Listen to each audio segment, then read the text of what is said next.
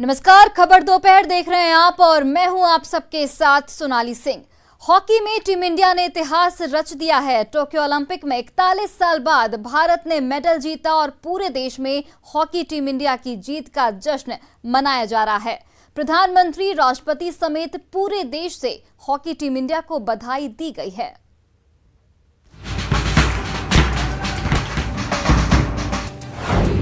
इकतालीस साल बाद मेडल जीत का जश्न। भारत की हॉकी टीम ने 41 वर्षों की लंबी प्रतीक्षा के बाद भारत के लिए कांस्य पदक जीता है। ओलंपिक में कांस्य जीतने का जश्न। He got won the third medal. I don't mind, but it is his third Olympics. But he got one medal. I am very, very proud of him. 130 crore भारतीय की जीत का जश्न। We're so happy and proud that our team made us proud and India proud. So happy. Hockey team India की जीत का जश्न। ये आज दा मैच जेड़ा साडे बच्चे ने जित लिया और पंजाब दा और इंडिया दा नाम जेड़ा इन्होंने रोशन किया इस टीम ने। टोक्यो ओलंपिक में हॉकी टीम इंडिया ने मेडल का 4 दशक का सूखा खत्म कर दिया। 41 साल बाद टोक्यो ओलंपिक में हॉकी टीम इंडिया ने कांस्य पदक जीता है। भारत ने जर्मनी को 5-4 से मात दी। सिमरनजीत सिंह ने 2 गोल दागे। रुपिंदर पाल और हार्दिक सिंह ने 1-1 गोल दागा। गोलकीपर पी श्रीजेश ने शानदार प्रदर्शन किया। ਦੇ ਬਾਅਦ ਵੀ ਬ੍ਰੌਂਜ਼ ਮੈਡਲ ਲੈ ਕੇ ਆਏ, ਉਹ ਵੀ ਇੰਨੇ ਸਾਲਾਂ ਦੇ ਬਾਅਦ इंडियन हॉकी के लिए गोल्ड मेडल ही होना चाहिए। बहुत खुशी है, कोई अंत है खुशी का ना हम लोग बखान कह सके। जरूरी था इंडिया के लिए जीतना, क्योंकि इतने साल से कोई मेडल था नहीं, तो ये कमबैक है इंडिया का हॉकी में ओलंपिक स्टेज पे। हम लोग यही इंतजार कर रहे थे। तो मेरी अरदास पूरी हो गई। आज खुश हैं? आज मैं खुश है, बहुत खुश है। आज मैं बहुत ज्यादा। मैच की शुरुआत में जर्मनी टीम इंडिया पर हावी रही और मैच के पहले मिनट में गोल दागकर बढ़त ले ली, लेकिन इसके बाद टीम इंडिया ने जबरदस्त वापसी की और शानदार खेल दिखाया। 130 करोड़ भारतीयों को अपनी हॉकी टीम पर गर्व है। Bureau report, news 18 network.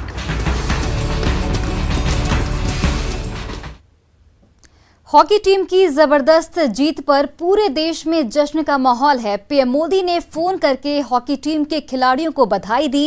PM Modi से हॉकी के कप्तान मनप्रीत सिंह और कोच ग्राहम रीड की बात का एक वीडियो भी सामने आया है। सर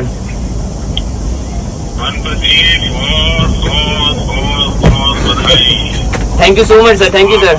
पूरी टीम को बहुत काम गजब किया है, आपने पूरा देश नाचा है।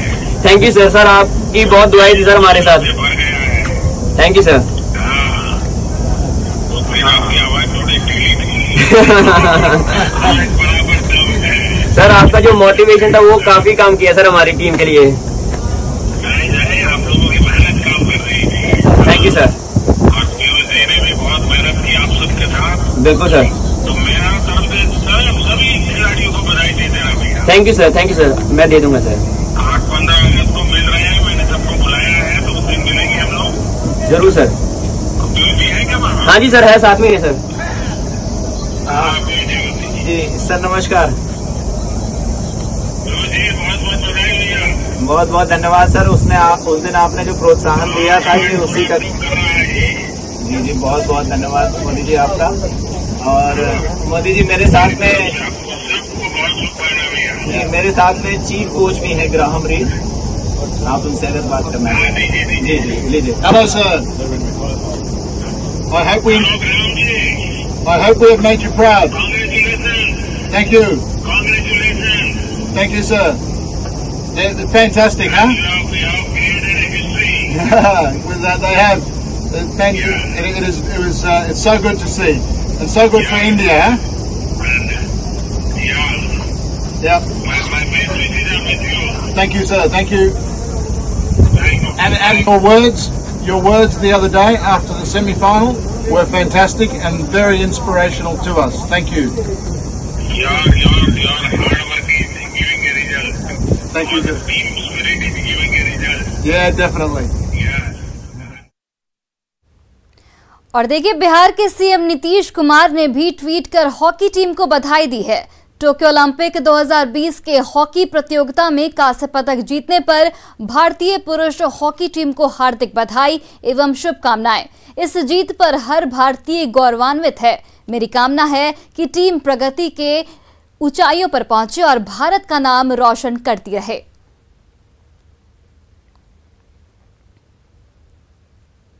वहीं हॉकी टीम की जबरदस्त जीत पर लोकसभा और राज्यसभा में भी बधाई दी गई। देखिए, प्रसन्नता हो रही है कि भारत की हॉकी टीम ने 41 वर्षों की लंबी प्रतीक्षा के बाद भारत के लिए कांस्य पदक जीता है।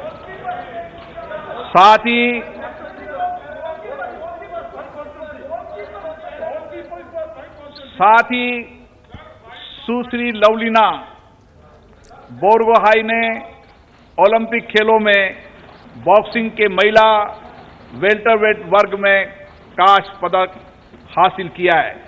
मैं अपनी ओर से, सदन की ओर से भारतीय हॉकी टीम और सुश्री लवलीना को इस ऐतिहासिक सफलता के लिए हार्दिक बधाई देता हूं।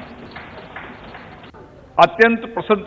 With their outstanding performance, Indian men's hockey team, which defeated Germany, brought glory to the country by winning a medal after more than 4 decades.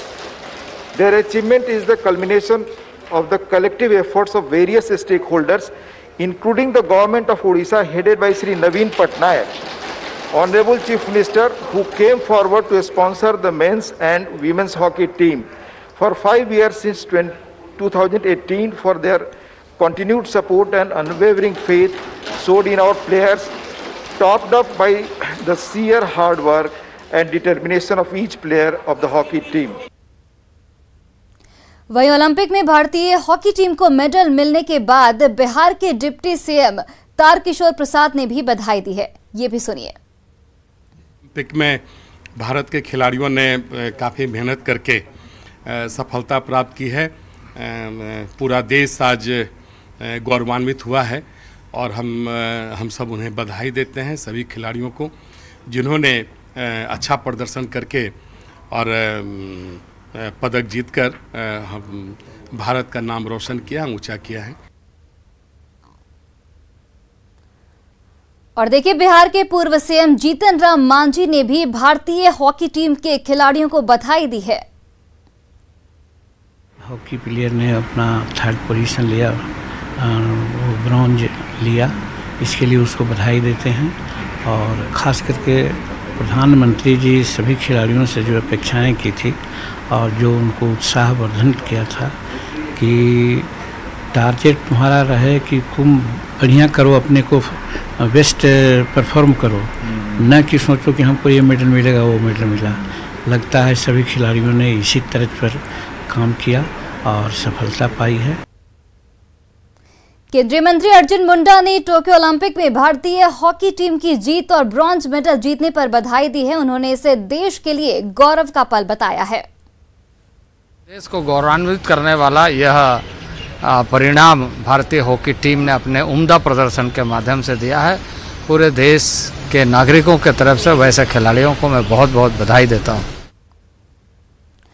और देखिए, हॉकी में टीम इंडिया की जीत के जश्न के साथ देश 2 बड़े बड़े फैसलों की सालगिरह भी मना रहा है।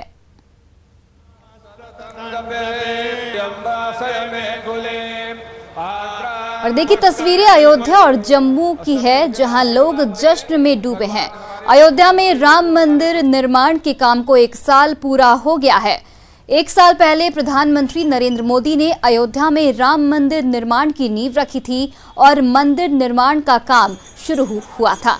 इसी के साथ 2 साल पहले केंद्रीय गृह मंत्री अमित शाह ने संसद में जम्मू कश्मीर से धारा 370 और आर्टिकल 35A को निरस्त करने की घोषणा की थी।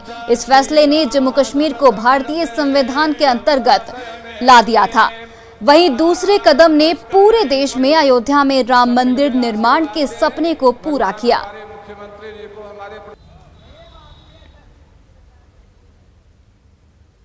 और देखिए, जहानाबाद की घोसी में पुलिस कस्टडी में एक युवक ने फांसी लगाकर आत्महत्या कर ली। बाइक चोरी के मामले में पूछताछ को लेकर पुलिस युवक को थाने लेकर आई थी, जिसके बाद युवक हवालात के शौचालय में जाकर फांसी लगाकर आत्महत्या कर ली है। युवक गिरिजेश लखाबार गांव का रहने वाला था।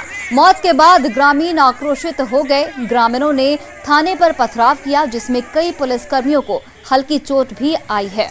वहीं पुलिस की गाड़ी का शीशा भी टूट गया है।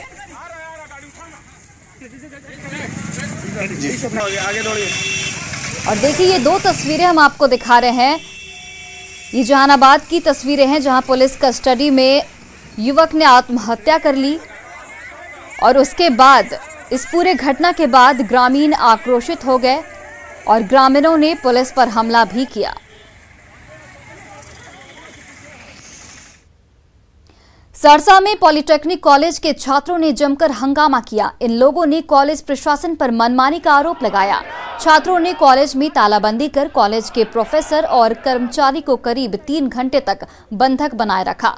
हमारे सहयोगी कुमार अनुभव ने हंगामा करने वाले छात्रों से बात की। कॉलेज में जो है छात्र जो है काफ़ी हंगामा कर रहे हैं। इनका कहना है जो यहाँ पे जो है विधि व्यवस्था सहित जो है ऑनलाइन उसके में दिक्कत है। उसके बाद ऑनलाइन परीक्षा ली गई थी, उसके बावजूद जो है ऑफलाइन परीक्षा की बात जो है कॉलेज प्रशासन के द्वारा कही जा रही है। उसके बाद कई और अन्य समस्याएं हैं इन छात्रों के साथ। हम उनसे छात्र से बात करना चाहेंगे। ये बताइए किस तरह की समस्या है आप लोग? सर, हम खुद यहाँ पूर्णिया से आए हुए हैं और यहाँ पे 6 महीना पहले नहीं, कुछ समय पहले जो है यहाँ पे ऑनलाइन परीक्षा लेकर के उसका रिजल्ट घोषित कर दिया गया है, जिसके बावजूद जो है बोर्ड का कोई भी नोटिस नहीं है और अदर किसी भी कॉलेज में ऑफलाइन परीक्षा नहीं ले रही है। तो सर, हमारे कॉलेज में हमारे प्रधानाध्यापक जो है अपने मनमानी से जो है ऑफलाइन परीक्षा का किए हुए हैं। और सर, हम जो यहाँ पूर्णिया और पटना से जो लड़का आया हुआ है, किसी को यहाँ पे रूम मालिक कोई भी रूम नहीं दे रहा है कोविड के चलते। और सर, यहाँ पे हॉस्टल का व्यवस्था नहीं है। हमारी जूनियर जितने भी हैं सबसे गैर कानूनी रूप से सर पैसा लिया जा रहा है। पास आउट होता है तो उसके लिए कोर्ट से एफिडेविट करवा के लाना पड़ता है, उसके बाद ही यहाँ पर सर्टिफिकेट दिया जाता है। और यहाँ पर हॉस्टल नहीं है, उसके लिए हम लोग को बहुत सारे प्रॉब्लम का सामना करना पड़ रहा है। बहुत अदर डिस्ट्रिक्ट से जो भी विद्यार्थी आते हैं उसको रूम यहाँ पर रूम देने के लिए तैयार नहीं। सहरसा से हैं, जो कि हम लोग का एग्जाम ऑनलाइन हो चुका है इससे पहले, फिर भी ऑफलाइन का नोटिस दिया गया है, जो कि एग्जाम आज 10 बजे से शुरू होने वाली थी। और सारी समस्या है। जो भी जूनियर लोग हैं हम लोग से बार-बार रिक्वेस्ट कर रहे हैं सर, फॉर्म भरने में भी पैसा लिया गया है। न्यूज 18 के लिए सहरसा से कुमार अनुभव। पटना नगर निगम में इन दिनों जनता के कामों से ज्यादा राजनीति हो रही है। कुछ दिन पहले डिप्टी मेयर को लेकर अविश्वास प्रस्ताव लाया गया था और जमकर खेल हुआ था। वहीं अब मेयर सीता साहू पर भी अविश्वास प्रस्ताव लाया गया है, जिस पर 7 अगस्त को चर्चा होगी। पूर्व डिप्टी मेयर विनय कुमार पप्पू ने कहा कि ये सब मेयर सीता साहू का षड्यंत्र है और अविश्वास प्रस्ताव उनका प्रायोजित है। वहीं नगर आयुक्त की माने तो 7 अगस्त को अविश्वास प्रस्ताव लाया गया है। इसकी पूरी तैयारी की गई है और पार्षदों को इसकी सूचना दे दी गई है। देखिए, ये महापौर का प्रायोजित अविश्वास प्रस्ताव है। महापौर ने बहुत से पार्षदों को डरा धमका कर कि आपके बाद में हम योजना नहीं होने देंगे, काम नहीं होने देंगे, हो योजनाओं का संवेदकों का भुगतान नहीं होने देंगे और कई अपनी राजनीतिक आकाओं से प्रेशर डलवा यह अविश्वास का प्रस्ताव लाई है महापौर कि 38 पार्षद न वोट कर सके न उनकी कुर्सी जाए। 7 तारीख को हमारे महापौर के द्वारा जो मान्य पार्षदों ने 29 पार्षदों के हस्ताक्षर के साथ जो आवेदन प्राप्त हुआ था विश्वास को लेकर के, उसमें डेट निर्धारित माननीय महापौर ने 7 तारीख की है। 7 तारीख के लिए हम लोगों ने जो जिलाधिकारी महोदय से फोर्स मजिस्ट्रेट और प्रेक्षक की मांग कर ली है। साथ ही साथ सभी मान्य पार्षदों को नोटिस भेज दिए गए हैं कि मीटिंग अटेंड करने के लिए। नालंदा में जमीन विवाद में हिंसक झड़प और अंधाधुंध फायरिंग में 5 लोगों की मौत मामले में डिप्टी सीएम तारकिशोर प्रसाद, पूर्व सीएम जीतन राम मांझी ने कड़े शब्दों में निंदा की है। दोनों ने कहा कि इस मामले में दोषियों पर कड़ी सजा मिलेगी दोषियों को। वहीं आरजेडी ने सरकार से उच्च स्तरीय जांच की मांग की है। काफी दुखद घटना हुई है। एक परिवार के कई लोग मारे चले गए और इस तरह की घटना की हम निंदा करते हैं और हम बिहार पुलिस इस मामले में काफ़ी सक्रिय है और जो अपराधी हैं उसके खिलाफ में कड़ी कार्रवाई की जा रही है। माननीय मुख्यमंत्री जी स्वयं इस मामले का संज्ञान लिए हैं और कड़ी कार्रवाई करने का निर्णय। दुखद तो है ही है, नालंदा में घटे या कहीं भी बच्चे, एक गोतिया का झगड़ा था, गोतिया की लड़ाई में लोगों ने अपने को ये किया, तो वैसी परिस्थिति में सरकार क्या कर सकती है। रही बात कि अगर दूसरा एक कौम से दूसरे कौम का रहता, एक जाति से दूसरी जाति की रहता, एक गांव से दूसरे गांव की बात रहती तो कहा जा सकता था।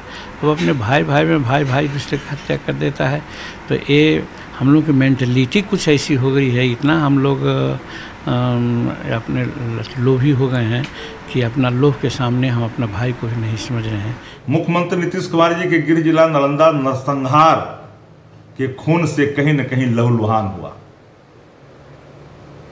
छबिल्लापुर थाना के बगल में ही लोदीपुर ग्राम है जहां इतने बड़े वारदात को अंजाम दिया गया।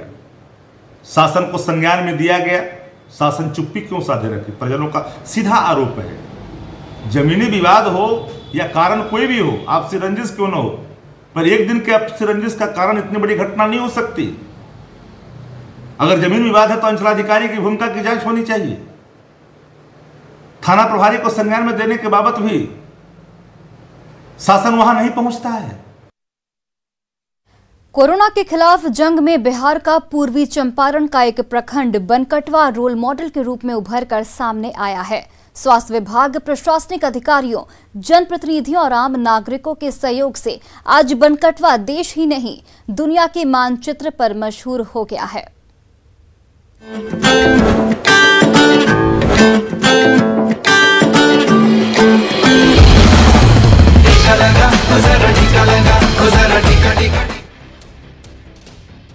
पूर्वी चंपारण जिले का बनकटवा प्रखंड देश में कोरोना के खिलाफ जंग में रोल मॉडल बन गया है। बनकटवा ने 100% वैक्सीनेशन का लक्ष्य हासिल करके दिखा दिया है कि सरकारी महकमा, जनप्रतिनिधि और जनता के बीच सामंजस्य बैठ जाए तो कोई भी लक्ष्य नामुमकिन नहीं है। मीटिंग में वही हम लोग एक नारा निकाले कि पहले टीकाकरण फिर काम। अब इस तहत हम लोग प्लानिंग करके इस तहत हम लोग पूरे पंचायत को 100% टीकाकरण से पूरा। बनकटवा के बीजवनी दक्षिणी पंचायत के 13 गांवों ने सबसे पहले इस लक्ष्य को हासिल किया था।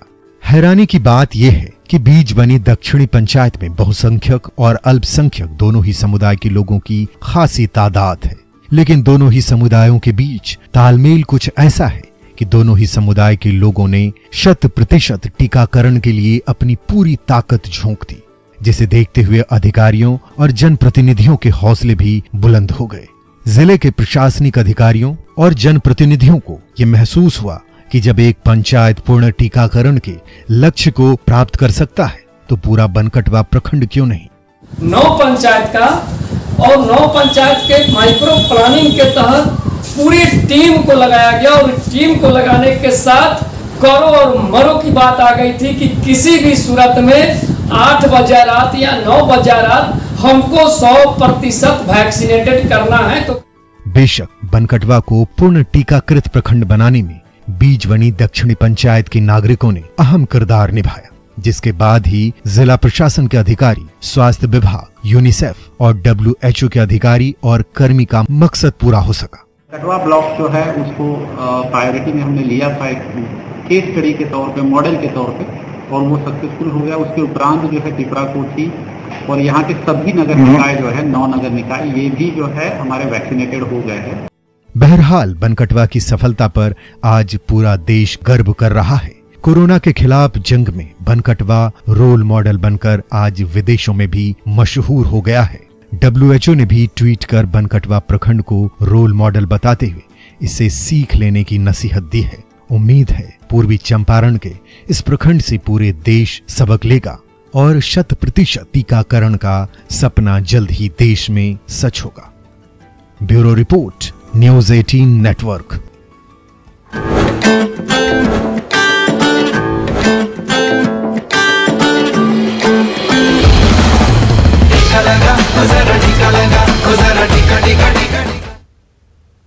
और इसी बीच मुंगेर से एक बड़ी खबर, 8 साल की बच्ची से हैवानियत की गई है। रेप के बाद बच्ची की हत्या कर दी गई। आरोपियों ने एक आंख भी निकाल ली है।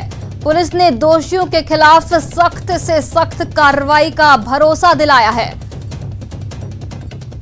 तो देखिए मुंगेर से एक बड़ी खबर, जहां रेप के बाद बच्ची की हत्या कर दी गई। 8 साल की महज बच्ची और आरोपियों ने बर्बरता की हद भी पार कर दी। आरोपियों ने बच्ची के आंख भी निकाल लिए और पुलिस ने दोषियों के खिलाफ कार्रवाई का भरोसा दिया है।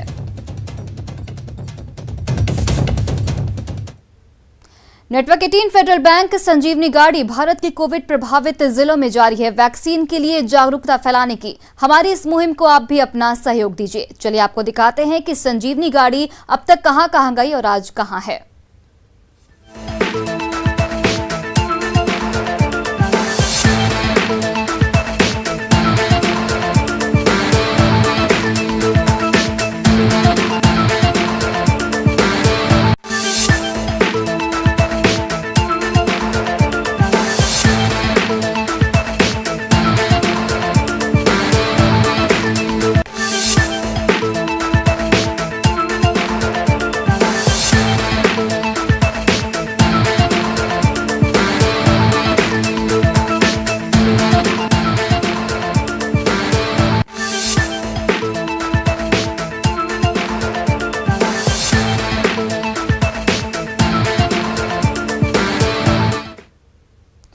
कोरोना से लड़ाई में मास्क सबसे बड़ा हथियार है। मास्क रूपी कवच से ही कोरोना वायरस को फैलने से रोका जा सकता है। इसलिए आप सभी दर्शकों से अपील है कि मास्क पहनिए, खुद भी सुरक्षित रहिए और दूसरों को भी सुरक्षित रखिए। और फिलहाल इस बुलेटिन में इतना ही। आप देखते रहिए न्यूज़ 18 बिहार झारखंड।